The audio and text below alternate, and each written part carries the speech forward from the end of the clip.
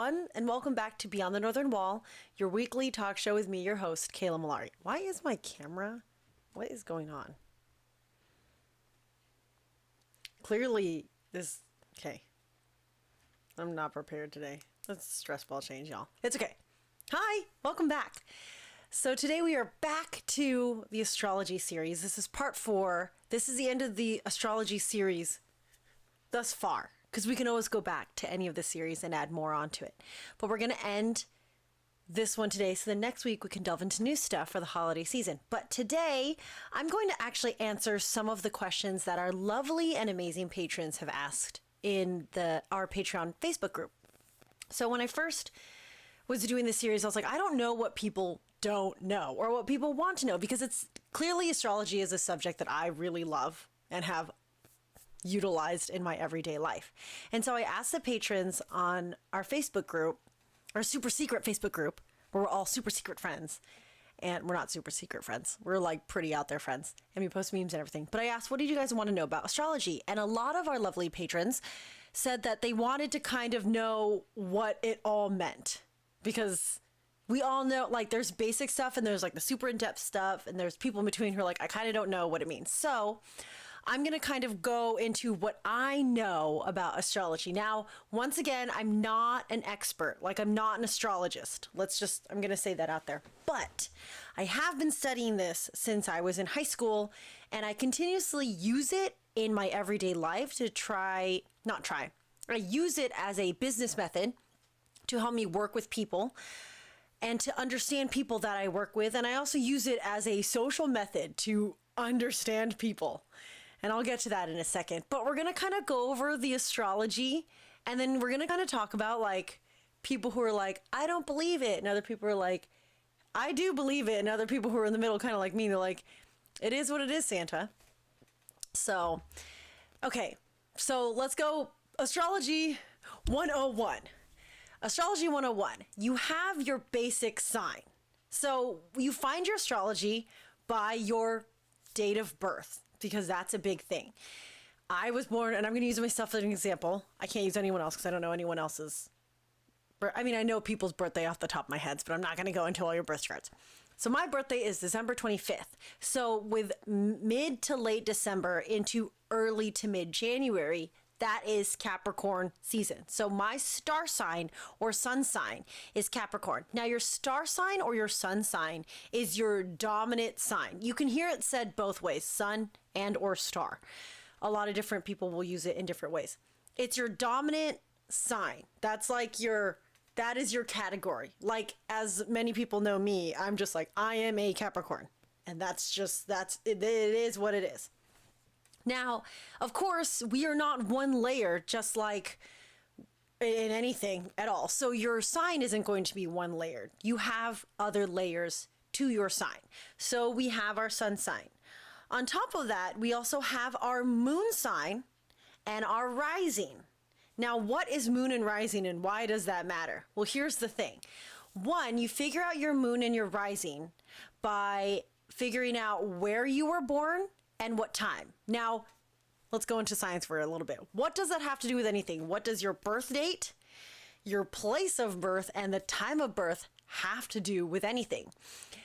Well, it has to do with the constellations and the general makeup of your astronomy in the sky on your date of birth. Now, the constellations follow two tropics, the Tropic of Cancer and the Tropic of Capricorn. With the rotation of the Earth and then the rotation of the Earth around the sun, it changes. Your sky changes depending on what the time of day is on the Julian calendar. It's weird because we're converting something that was pre-Julian calendar to Julian calendar, and that's why there's a lot of like interpretation to it. We're not going to go into that because that's a little too much. But just know that 300 plus years ago, not 300 years ago, that's so soon. The US isn't even that's so young. Thousands of years ago,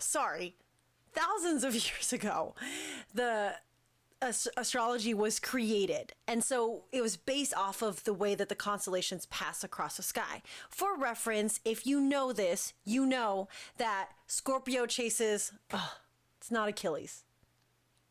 Who is he? Oh, it's Orion.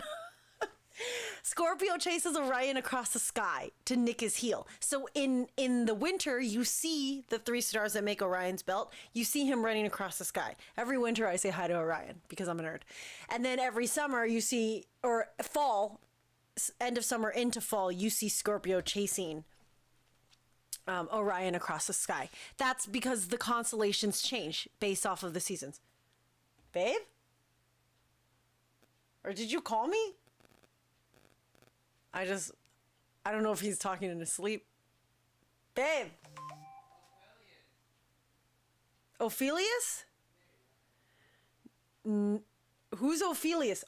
Orpheus? Ophelia? You put two different Greek people together into one. Ophelia's not even Greek. She's from Shakespeare.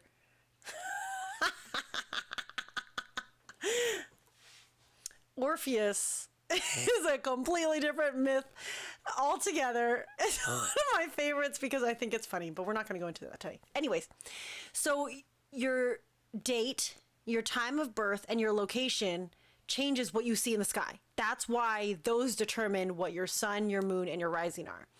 Now, when it gets to the moon sign, what is the moon sign? It's hard. If you want to say first layer, your moon sign is your emotional state, your emotional thing. That's like first layer, though. I don't refer to it just as your emotions because that just makes it seem so much less than it actually is. Y'all, chill. Sorry, my phone keeps going off. I like to see the moon sign as more of like your soul state, your spiritual state. It's so much deeper than just your emotions. It's your emotions and all the different layers underneath. So for me, my moon sign is Pisces. Now, what does that mean? Well, Pisces is all about existentialism and imagination and that ethereal aspect that I do have in me that is so not a thing that Capricorns have. Like the whole imagination, the whole fantasy world, that magic, that's not Capricorn. That's so far from Capricorn. So that's where that side of me comes from. That's where my soul is, the creativeness of all of this fantastical stuff. I'm sitting here looking at all these things that are core. The running of core is total Capricorn. The creation of core is totally the Pisces moon. Like, cause that's how I think, that's how I feel, is through Pisces. Coupled with the Capricorn sign is what keeps me from reasoning too much and being able to make a more solid decision. So your sun sign, of course, your dominant sign and your dominant ruling planet has a little bit of an edge over your moon sign, but your moon sign is kind of like your soul. Hi, soulmate. Sorry, I just saw her in the chat.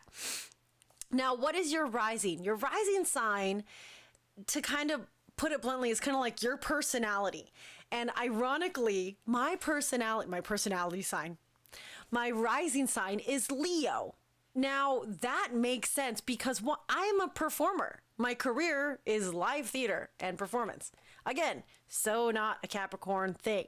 Capricorns like to be behind the scenes. Capricorns usually are the CEOs that, like think of the big shonen energy anime characters that I said before. They're usually, it's like, I'm going to show you guys my beautiful Gara. Look at my beautiful Gara. Isn't he beautiful? He looks at me all the time right here. I am in love with this. Gara is a Capricorn. Again, big shonen energy, super out there, but doesn't look to be the main character. He's not the main character of Naruto, but fame and notoriety follows him just because of his big shonen energy. That's the only reason or the only time Capricorns really get that infamy. Same with, can I pull him over here? Are you too far? Toto, you're too far. You're attached to my thing. Did you see Toto's boots? Same with Todoroki. Big shonen energy, that's what gets him all his fame. But they're not looking to be in the limelight. So why the heck did I choose performing on stage to be my career when I'm a Capricorn? It's because my Leo rising is there. That need to perform, that need to be in front of everyone, that is where my personality is. It's also my personality when I'm big and kind of abrasive in meetings. Now, when you first meet me, full-blown Capricorn, reclusive, doesn't like to talk, not even shy, just like socially doesn't want to. If I'm networking, if I'm doing business and I have to interact with people, I'll do that. But as soulmate and Nifa will tell you, if we're ever at a con and like I don't have to be the one to talk to people, I'll usually be like, hey, can you guys go like talk to this person because I don't want to.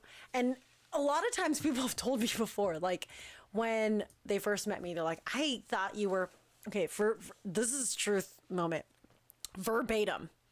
I was at work at, let's say, the happiest place on earth, and one of my choreographers, who actually became one of my really good friends later on, this was months later, not even months, this is like years later, we were working together.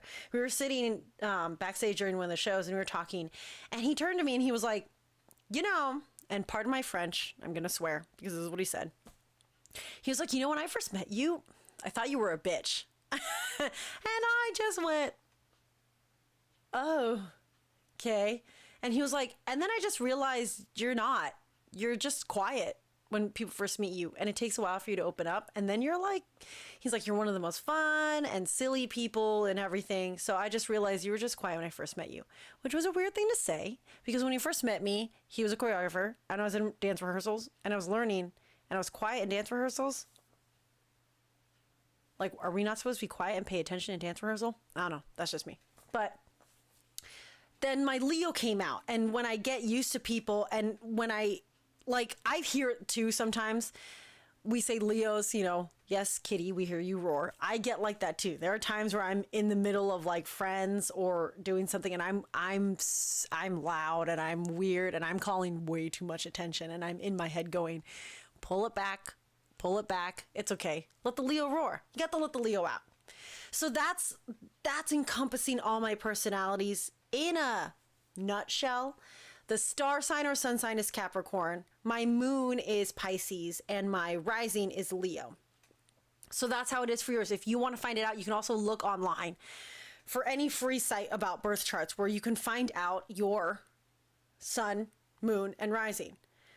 But that's not all, folks, because there's so much more. If you look at your full, it's either called a birth chart, a star chart, a natal chart, so many different charts. There's a whole bunch of things going on there. So like you'll see this, you'll see here, this looks like a circle thing. You have the whole spectrum of the planets and the whole spectrum of the zodiac wheel at your fingertips. And within that, you have houses. Wait, I need to pull up my notes for this because I don't know this off the top of my head. What are your houses? Okay, think of it like this. This is how I kind of think of houses. Okay, we're going to go Avatar for a second.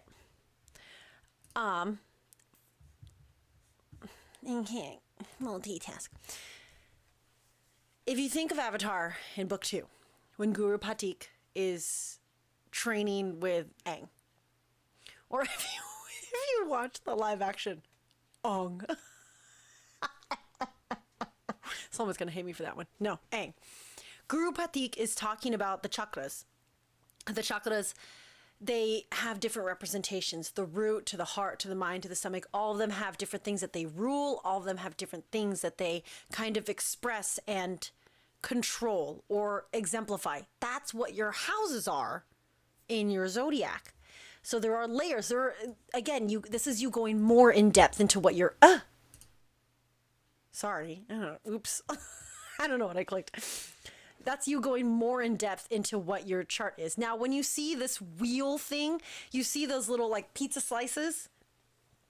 The signs in there are just the signs to be in there. But in those pizza slices, those are your houses. You have 12 houses and you have the possibility of all the different signs and all the different ruling planets within those houses. This is a lot. We're not going to go in depth about it again, but just so you know for yourself. So if you think of those houses kind of like the chakras in Avatar: The Last Airbender. Oh my God, I couldn't for the life of me know what that was. So your first house is usually your first impression, the impression you give, your appearance, your body, your attitude, your approach to life. So like think of it as first layer. When you first get to know a person. Your second house represents your money, security, values, possessions, your work ethic, and your self-worth. So that's kind of like the way you approach, like if your first house is a first impression, second house is now people getting into, well, what do you do for a living? What are your goals in life? How do you work together now that we're working together with something? Third house is all about communication. It deals with it's communication, and then it deals with your close relationships, like your siblings, cousins, like close family, and then like your hobbies and stuff. Fourth house is home and family in a broader sense, traditions, inner emotions, how we are nurtured, and self-care. Oh, the age of lovely self-care. The fifth house is all about romance and creativity, self-expression, and joy. Now, just for reference, when I got my, I think I said this in episode 1, when I got my birth chart read, and this was years ago, and again, things can change over time because you change as a person, but also the sky changes, everything changes, you know, the 3 laws of thermodynamics, which, by the way, I need to pull that up. 1 second. When I had my birth chart read, it was, the astrologer said that my fifth house was full to bursting. I didn't know what that meant at the point. I was like, all of my a lot of my ruling planets and a lot of the predominant zodiac signs of those ruling planets were in that fifth house. And I was like, so what does that mean? And it was, I don't know how he read it. Again, not an astrologer. But he was like, they're all centered around creativity. They're bursting at the seams. It means that you as a person need to be creating for your entire life. That is your major outlet, building and creating. If you don't build and create, that's where you're going to feel that spiritual and soulful block up of something in yourself. And that's where you're going to hit all those things that Capricorn hits, which is a sense of depression and sadness and pessimism. So unless you are creating, you are going to, you know, kind of fall into the dark side of Capricorn. And I always kind of remembered that. And it's true. If I'm not fully creating, even if it's small, even if it's big, it doesn't matter. That idea of building something or creating something or doing something, whether it be with my own 2 hands or with my mind or with a business, it has to be something in my life that I'm working towards. Otherwise, I do feel that. I feel this like stop. I turned from mountain goat to valley goat real quick. And she's just grazing in the grass, and she's just kind of sad, eating, not getting that mineral, eating that sad sweet grass. Sad salad. Oh my gosh, soulmate, sad salad. So yeah, like that can happen too. Sixth house. Sixth house is your daily routines, your fitness, your health, work patterns, your service, organization, pets. It's kind of like your Instagram life. How do you Instagram your life? It's your sixth house. In your seventh house, that's your deeper, more established relationships. So it goes into marriage, into business partnerships, and what you look for in a partner, whether that be, like for me, I have so many different partners in life. I have my artistic creative partner in Sonali, weird, I call her soulmate, in my romantic partner, which is Rostin, in my, like, it's weird because in my soul partner, which happens to be my sister, and then with my business partner, which is Nifa. Like, there's so many different partnerships that I have, and they're very deep and established and very particular. And so, like, when I look into my seventh house, it's funny because it's not scarce. It's just selective, very selective, which I kind of really liked. Like, my seventh house went full Capricorn minimalist, and it was like, we're only going to keep it if it's like high quality, worth it, done deal. So, to all my peeps in my seventh house, holla at ya. Eighth house is intimacy, sex, shared finances, inheritances. It also deals with like occult and depth and mystery. Eighth house is like all the supernatural anime put together in one. Eighth house is the dark episode, like the later half of Tokyo Ghoul. It's like when Madoka Magica got too real too quick. That's the eighth house. Ninth house is big picture. So it deals with your culture, your higher education, how you travel, your belief systems into your religion. that whole thing, getting all big. 10th house is career, status, your reputation, and your public image. 11th house is your networks, your friend groups, your humanitarianism, hopes and wishes, and seeing into the future. And 12th house is your subconscious, yourself. So this is all your spirituality, your afterlife, your intuitions. It also deals with your darker stuff like karma and addictions. So those are the 12 houses that you have that kind of explain who you are as a person. There's so much going on. You know what I mean? Sorry, just for anyone who just joined in, we're doing the astrology series. It just got real quick. So that's my quick rundown of everything. So what did we just talk about? We talked about astrology. What is your astrology? What is this circly thing here? That's your birth chart. Your birth chart tells you based off of the day you were born, where you were born, what time you were born, what your star sun dominant sign is, astrological sign, what your moon sign is, which is like your soul and emotional state, and what your rising is, which is your personality. Now, beyond that, you have your 12 houses that kind of explain you as a person in all these different aspects. Now, what does that mean? Because there are people who believe it and utilize it. There are people who think it's all a bunch of hoo-ha and don't believe it. And then there's people like me who are kind of like in the middle, who kind of toe the line. So I'm going to kind of tell you how I look at astrology. I've studied it again for years. I'm old. She's old. She's turning 30. Soulmate, how old am I? Am I turning 33? Or am I already 30? No, I'm turning 33. Yeah, I'm turning 33 this year. She's old. Studying this for a long time. What is astrology? I don't believe in the fact that my horoscopes can predict my future. I just don't. I don't read my horoscopes thinking that whatever is said in them is what's going to happen. Never really followed the horoscope aspect of astrology. What I do use astrology for is a way to understand, empathize, and communicate with other people, both in my personal relationships and in business relationships. And I say it as this, especially knowing, no, okay, wait, scratch that. Start the sentence over. I am a Capricorn, and I like being a Capricorn. Not to say that I think Capricorn is the best sign, but I like being a Capricorn for what it stands for. And so I try to exemplify being a Capricorn as much as possible.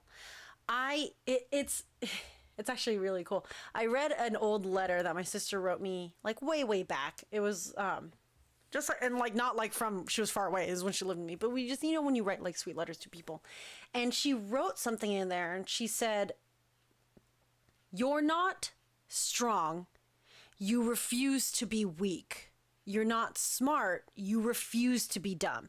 And that is true. That is a very true statement of how I try to live my life, because I know that's what Capricorn does. Capricorn refuses to be the weak link, refuses to accept limitations. And while I'm not necessarily initially that person, I know what Capricorn is, so I try to be that. It's like nature versus nurture. Naturally, I don't think I'm that person, but I'm trying to nurture that in myself because it's what I want to be. So it's in part what my astrology sign is showing me, and in part what I choose to be. So it's kind of towing that line between, do I believe it's real or do I believe it's fake? It's right in the middle where I trust in it, and I trust that it's something that I aspire to be. Now, with other people, it's not necessarily a standard art. It's not like by the book rules, all of the Aquarii are going to be like this, all of the Scorpios are going to be like this, all the Aries are going to be like that. That's not how it is. But it does help me communicate and understand people. For example, especially being a leader, I know that when I work with certain signs, there's a certain way I can communicate with them. There's a certain way they understand and collect information, and a certain way that they relay information. If I can understand that exchange using their sign and themselves, so partially like what I know of astrology and partially what I know from interacting with them, because they are all individual people. Like no two Geminis are the same, no two Aquarii are the same. No two Aquarii are the same. Every Aquarii is different. They're like earlobes. All of them are different. Did you know that if you can't identify someone from their fingertips from their fingerprints, you could identify them from their earlobes. All earlobes are different. Earlobes are aquarii. Why are they here? Why are they so different? Anyways, side note. Like, no true sign is the same, but the generalization helps me communicate with them. So, for example, if I'm working on a project and say we're like in rehearsal, in dance, say we're in rehearsal. I know that when we're learning something, I know that collectively 2 air signs are going to work at a faster pace than everyone else. So in my head, I already know the Geminis and the Libras are going to pick up a little quicker and they want to move a little bit faster. Whereas the other air sign, Aquarius, isn't necessarily moving slower, but they need a little bit more explanation and an in-depth process. Whereas the Tauri in the room, they want it explained fully the first time. They want time to process it, and then they'll get it down pat. But then you also have like the Virgo and the Scorpios who really need details. They really need, like, you can't just kind of hope that they're going to get the details. They're like, no. Do you want the head look on 8 or do you want the head look on what? I know we're not cleaning right now, but I need to learn it like that right now so that I can use that later on.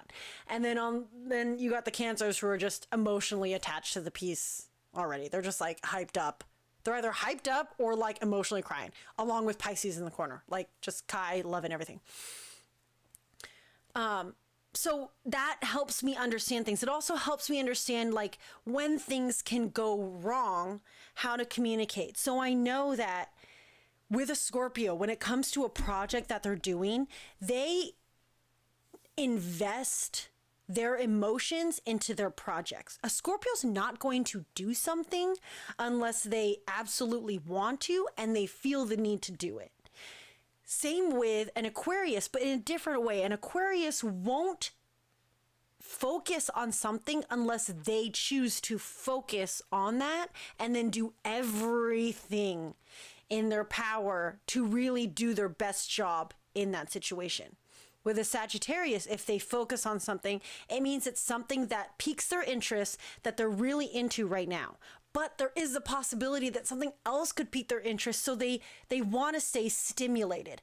A Sagittarius isn't going, they don't like slow paced things. If you're taking too long on a project, if you're taking too long to explain things, if it's more dragged out, same with Aries, if it's too dragged out and like the end result is miles away and it's kind of really vague, your fire signs are just going to be like, no. So I know that if I'm working with majority fire signs, I was like, it's got to be interesting and we got to have results.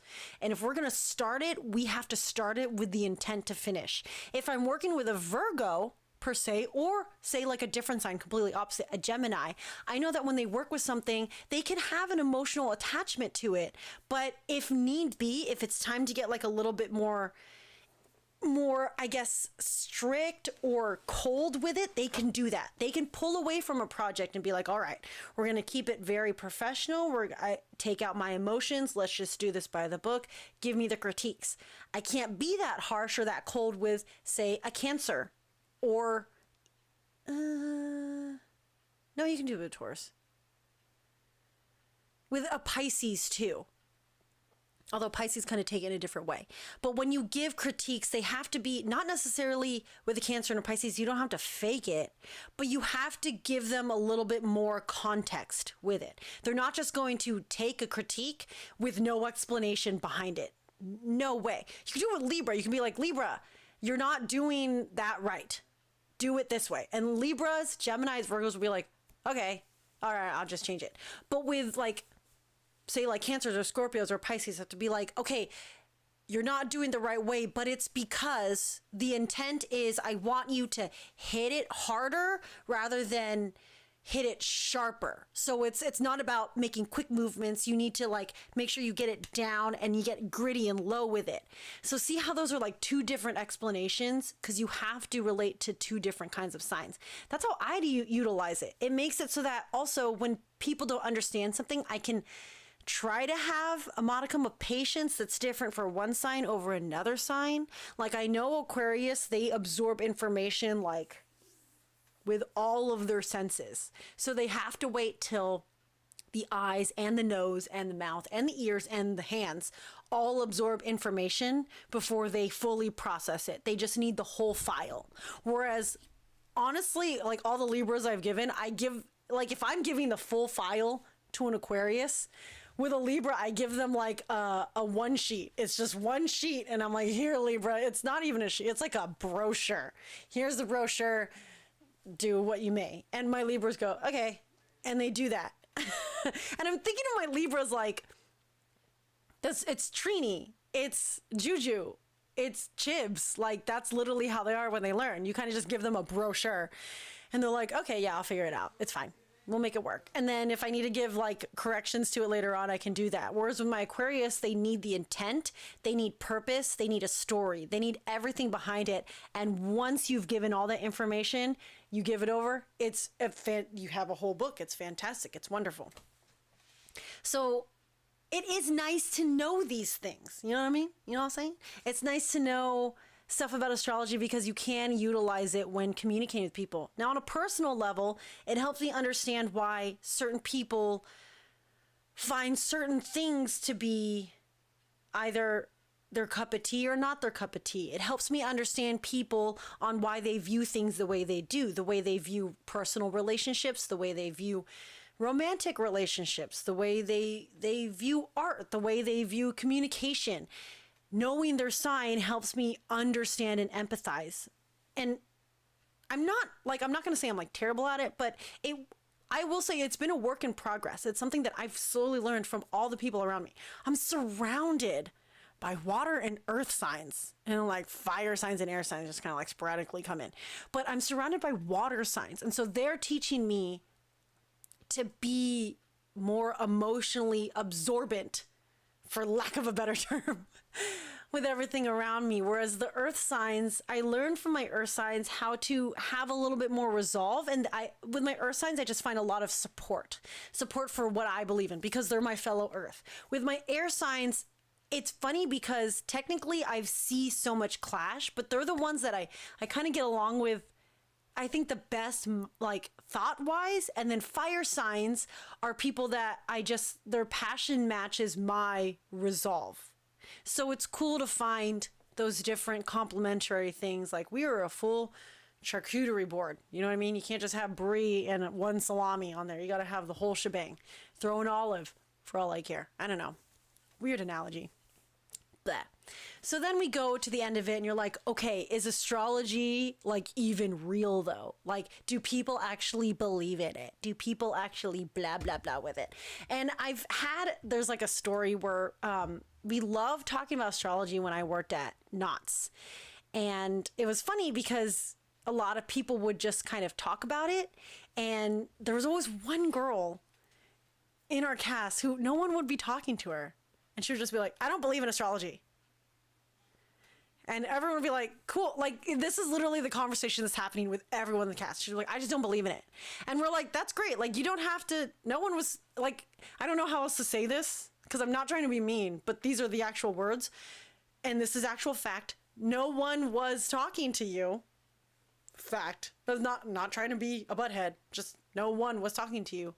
And that's fine. If you don't believe in it, that's what we're talking about. So just like, don't join. I don't know.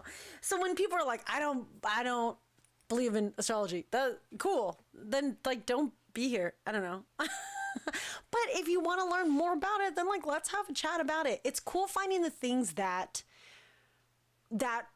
make sense, that work. And then it's funny finding the stuff that just doesn't. Like, you don't have to force everything to make sense. There are times where I'll see like memes or stuff. They're like, this is a Capricorn. And I'm like, no, that's like not me. No, I don't believe that. Doesn't mean it's wrong. Just, no, I don't believe that.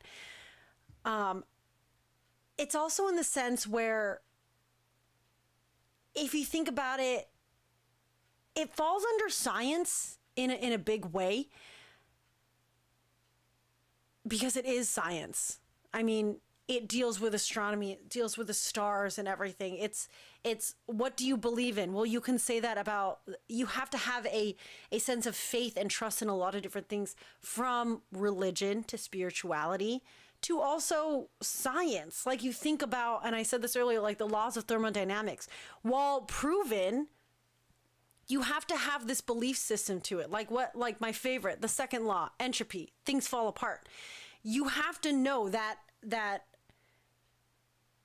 when you have something established over a set amount of time, it will inevitably fall apart, whether it's the decomposition of a living organism, or it's the deconstruction of a structure, or the crumbling of a social system. But we also have to know that, I think is it the first law, conservation, that nothing fully, just like you can't make matter out of nothing. Matter is always recycled. It's that same thing. When one system falls apart, another one will take its place. When a body decomposes, its atoms get absorbed back into the earth and get converted into something else. I mean, we're all stardust.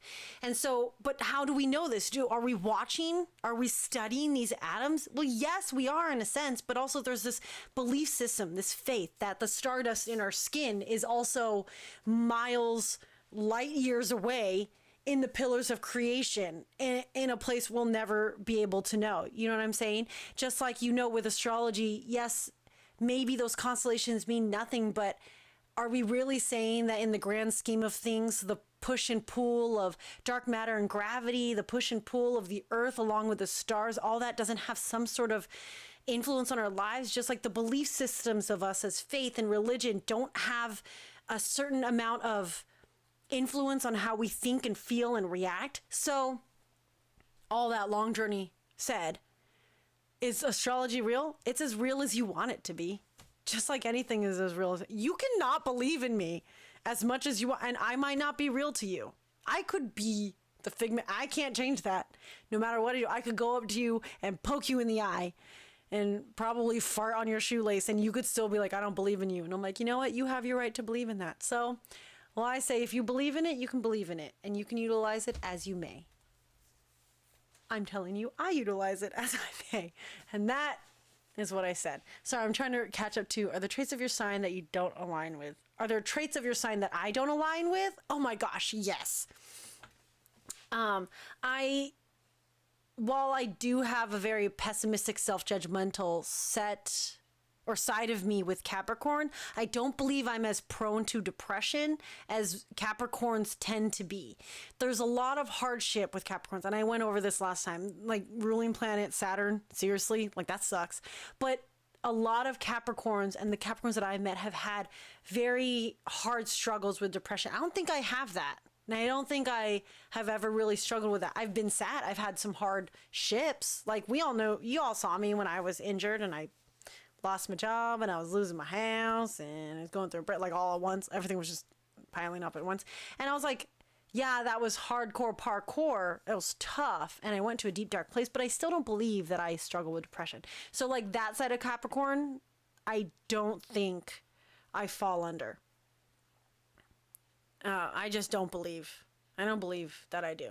And I refuse to think that I do. But yeah, if you guys have any other questions in these last couple minutes, if you have any questions you want me to answer about astrology, up to my knowledge, again, not the expert. I have no degree. I just have my years and my brain. I have a big brain.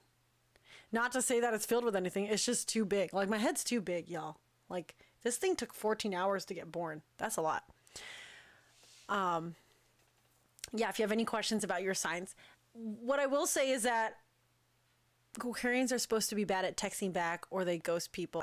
No, you text back right away. There's a lot of things about Aquarius that you perfectly exemplify, bro TP, and then other types where I'm like, yeah, that's not you at all. That's something else that's something else that's coming in and taking that away.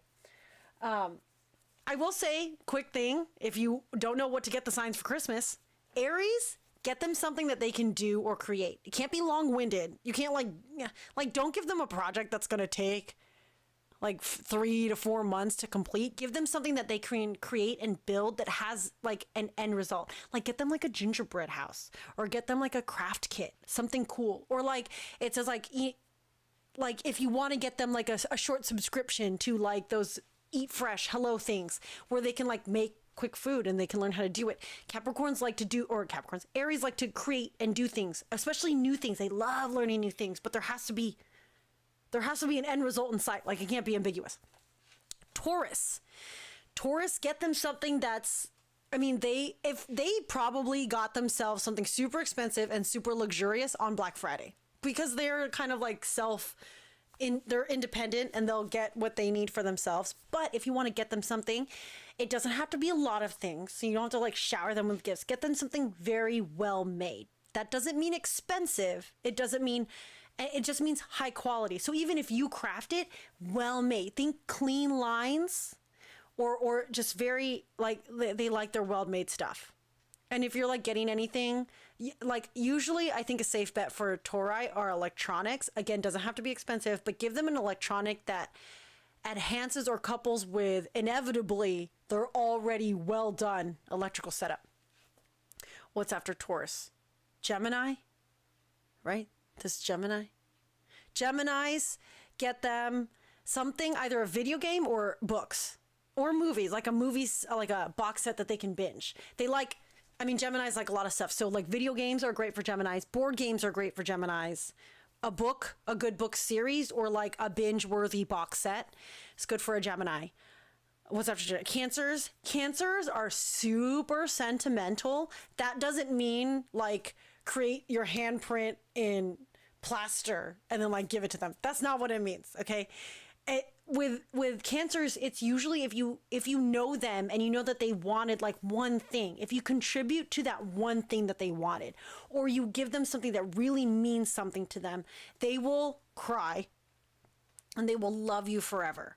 So a lot of my Cancers, like I think of Jenna and she loves to travel and film, and Rawson, who, he really wanted a gaming set. So you contribute to that thing of them that's initially them, they'll really appreciate that. What's after Cancer? Leos, get them. Okay. Here's the cool thing with Leos. Leos are super practical. They won't buy them.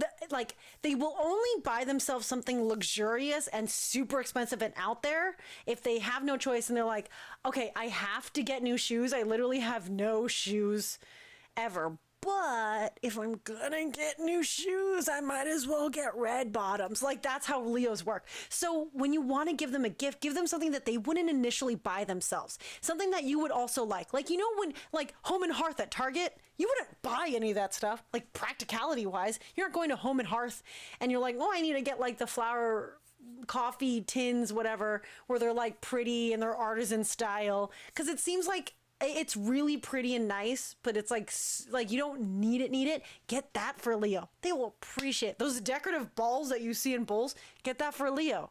They love it. We all know we want it. We want our house to look like a model home, but we're not going to go buy decorative balls to put in a dish. So you wait till someone gives it to you. Wait, what comes after Leo? Virgo, get them something. Just think, okay, there's a lot of different things you can get with Virgo, and you can go practicality wise. You can also go non-practicality wise, but something with clean lines, usually clothes. Clothes are a good thing with Virgos, but it can't be any kind of clothes. Either has to be a unique cut with a Virgo, like something very unique. They're not standard, like don't just get them like a shirt and pants. It has to be a unique cut or a unique style, something very stylish, especially if you're in the US, get them something European or like J-pop or K-pop cut. Or if it's anything else, just make sure minimalist design, clean minimalist design. They're not about the fufra. What's after Virgo? I think I skipped Libra, didn't I? Libra actually comes after Leo. I don't remember. Libras, oh my gosh, pretty things. Pretty cute things. Like Libras are the ones you can get Funko Pops for. Libras are the ones you can get like a cute dress that you see at Forever 21. You're like, oh my gosh, a Libra will look great in this. Get them that. They like pins. They like go to Hot Topic. You can find something for a Libra. Libra's just kind of like anything. You can give them anything and they just appreciate it because they're Libras and they can't even decide. Like they wouldn't decide to buy it from the sales. But like, oh my gosh, you remember that I like this character? I love it. So we did Libras, we did Virgos. Scorpios, you have to it's there's so many things you could say about Scorpios. What I've understood with Scorpios is that their best bet for a gift is, this is how do I explain this? They have their set things that their go-to things, and so you help utilize their go-to things. Okay, for my sister, best gift to get her, which my parents did, was my sister loves her Doc Martens. She's worn her Doc Martens since high school, and those things until they ran into the ground, like those things were falling apart. So my parents just replaced her Doc Martens and got her a nicer set. She's gonna use that forever. Same with like Rio or NJ, like they are so crafty and whatnot. So you buy things that attribute to their hobbies, but it has to be very specific thing. Like there's a certain paper that you give to NJ so that she can keep creating with it, but it has to be that style that she like. You know what I mean? It's very personal to them because they're detail oriented people and they like what they like. So with them, you have to give them something that's very initially them, but it has to be a certain type. It's very, I mean, Scorpios are not generic at all. You got to think hard with a Scorpio. Sagittarius. Oh, actually, you know what? Buying for a Sagittarius is super fun because they kind of like a broad spectrum of things. And usually when you see something that you're kind of like, wow, it's not just that it's cool. If you see something, you're like, that's clever, or that's like, oh, that's so creative. I feel like you give it to a Sagittarius. There's a customer that came into Barnes & Noble one day and he was like, I just want a bunch of maps. And I was like, oh, cool. Okay. So we're looking at cool maps. And he was like, yeah, because I want to frame the maps because eventually we're going to paint them on our walls for our kids so that they understand like the layout of England and the layout of Ireland and then like the railway systems of Japan, or just the idea of having maps throughout the house just gives you that inspiration to travel. And I was like, that's so creative. Like I want maps now. That's a great gift to give to a Sagittarius. Something cool, like cool and creative and kind of out of the box. You know, like those books that was like 101 creative ideas. That's what you get a Sagittarius, creative ideas. Or books about adventure and fantasy. They like that. Capricorns gotta be practical. Capricorns they love sentimentality. They love all that. But like, don't get a Capricorn a stuffed animal. They're not a Libra. They're not going to love it with all their heart and say thank you. Capricorns are like, not to say that they're cold, but they need practical things in their life. Like, and I'm learning that too as I go on. I mean, me with all my Funko Pops, I'm realizing, oh, I need to be more practical with what I keep, or otherwise a Capricorn's a hoarder. But they like practicality, things that they can utilize. Like, get clothes or like something. It doesn't have to be expensive. Like even if you hand make something, it has to be something of utility for a Capricorn. With Aquarius, something that challenges them is really great. I think board games, video games and stuff, same with a Gemini, use it for an Aquarius. But again, Aquarii are kind of hard because they have very particular tastes and they have very particular ideas of things. So whereas Gemini, you can kind of give them like a game that you can generally get. With Aquarii, it's like, I can get you a game, but I know you only like certain kinds of games. Like you like turn-based and not RPGs, or you like first-person shooter games. You're not about the big sandbox world. Like you got to know that detailed stuff with Aquarius. And then with Pisces, honestly, Pisces are kind of fun. Get something that is something different on the surface and there's more to discover in the gift. I know that's super weird, but you should, like, those who know, Pisces who know, you know. It's like you see it one way, but then you're like, oh yeah, but there's also this side to the gift, or something that has a story behind it. Like for older Pisces, if you get them like a drink or like a wine or a scotch that has a story behind it, like it's been aged for 500 years through the Weeping Rock in, you know, I don't know, Utah. I don't know. Something like that. They will love it. Or you're like, this is a charm that was hidden away at the end of the gates in Japan. Like, I don't know. Something that has a good story behind it, Pisces will love. The indigenous blah, blah, blah of hula la la built these long ago, and this is a replica indicating that story so you remember it forever. And Pisces will be like, oh my gosh, that's amazing.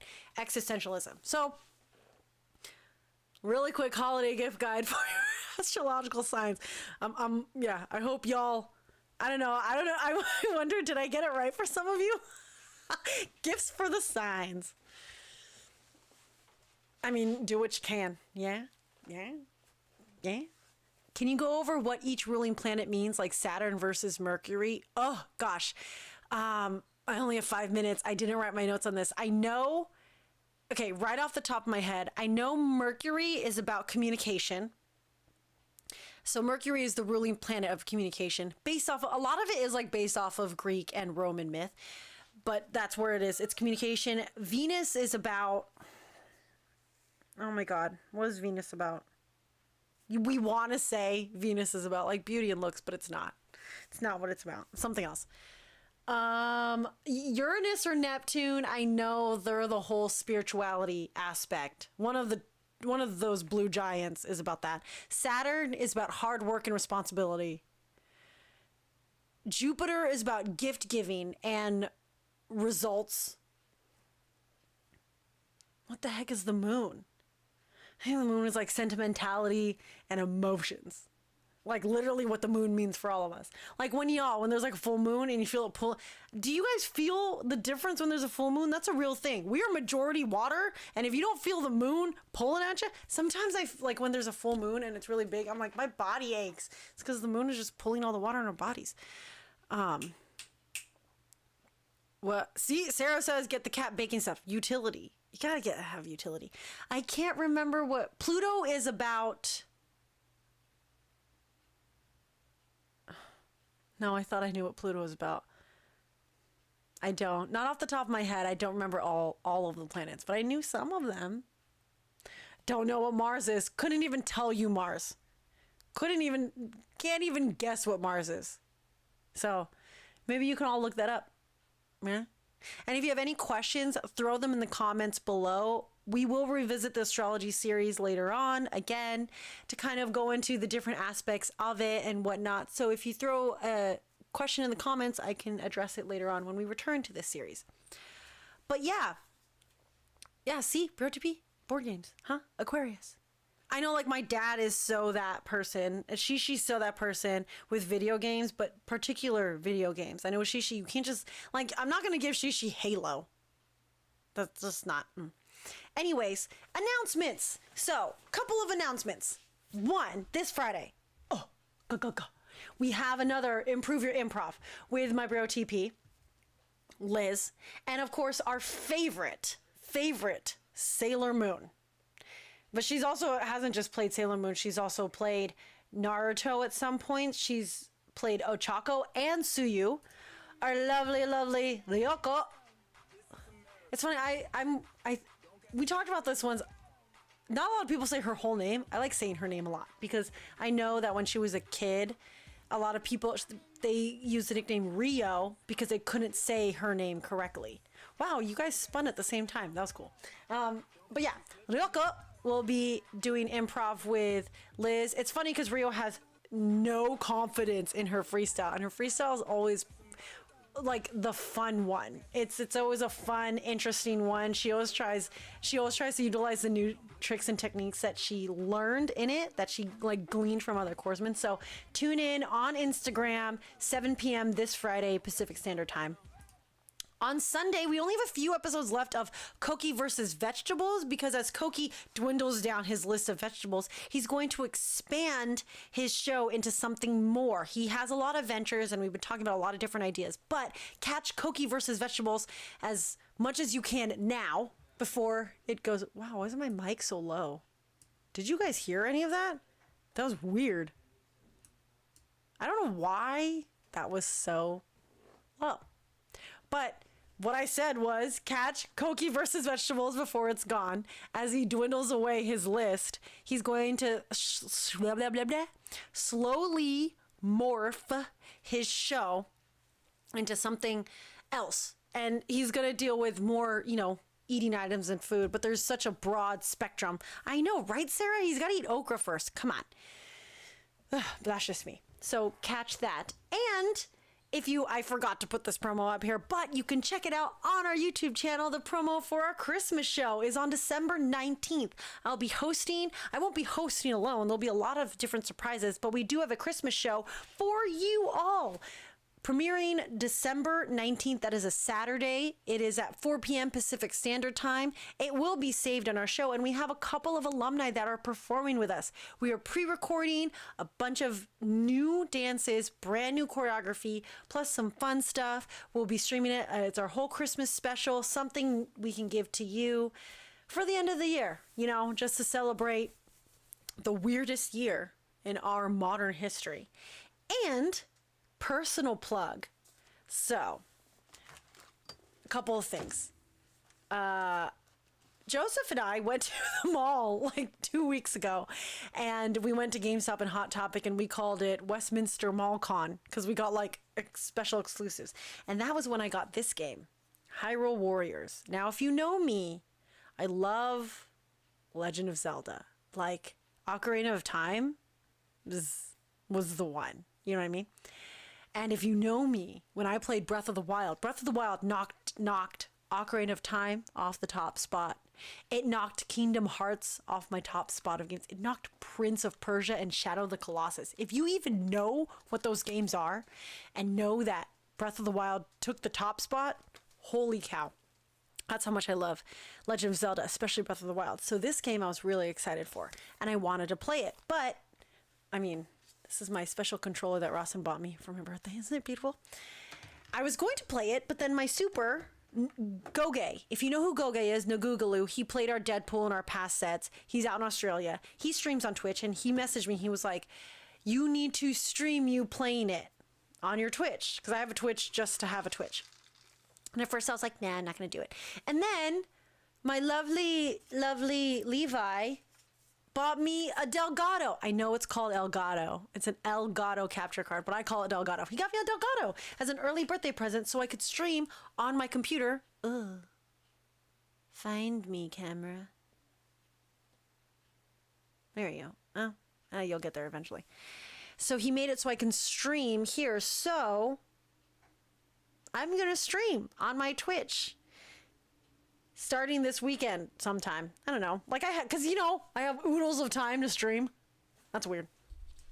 I'm trying to fix my camera. Sorry.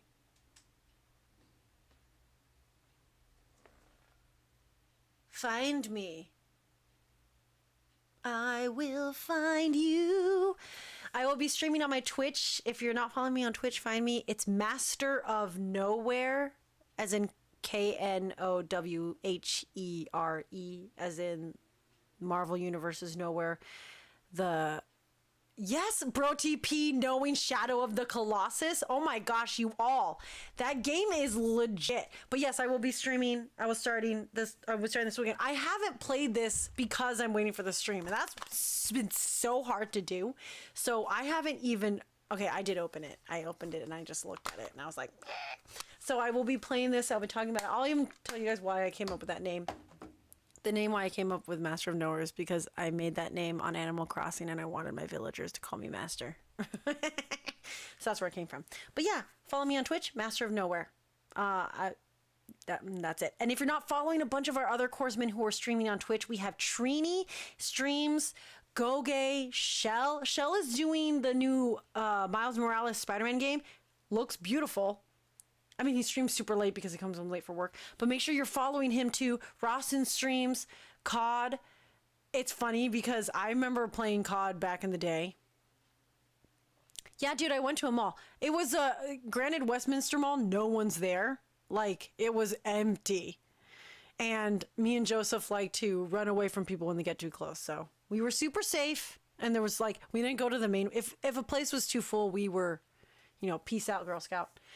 But yeah, follow all of our corpsmen on Twitch because quarantine isn't ending. So why not do things online when we can't do things in person? Oh yeah, and Hidalgo streams. Hidalgo, oh my gosh. His streams are really good and so does Caleb. Doesn't Caleb stream? Caleb streams too. So Hidalgo, who's our John Kirstein, follow him, Kuroy Boy. And I think Caleb streams. I know, does Can stream? I know Matt streams. There's a lot. So if anything, follow us on our social media. We'll probably do a shout out of all of our corpsmen and alumni who stream on Twitch. Follow them because it's super fun. Even I just put it in the background and I just listen to them play. Or I go join them in their games if they're right here streaming. So Yay, internet. Also, Sora totally streams, and he's great because Sora's teaching us all the things about Twitch that we don't know. Ha! Anyways, that's the show. I don't have all their handles prepped, but I will be posting on Instagram. So follow us on Instagram. We'll see all the handles in the Insta stories so that you guys can follow them. It's super awesome. And support. And then you can respond with your handles too. And maybe we'll just shout out for all of our lovely comrades out there that are streaming, because let's go. Support each other. Also read books, guys, because I need someone to talk to about reading books. That's it for my show this week. Excuse me, next week, we're doing something special for the holidays. Big enough for you to show up and find out what that is. All right, I'm done. Let's stop this. Hands out, Sotomato on 3. 1, 2, 3. Ah, Sotomato. Peace out, Girl Scout, Boy Scout, Adult Scout, Sailor Scout.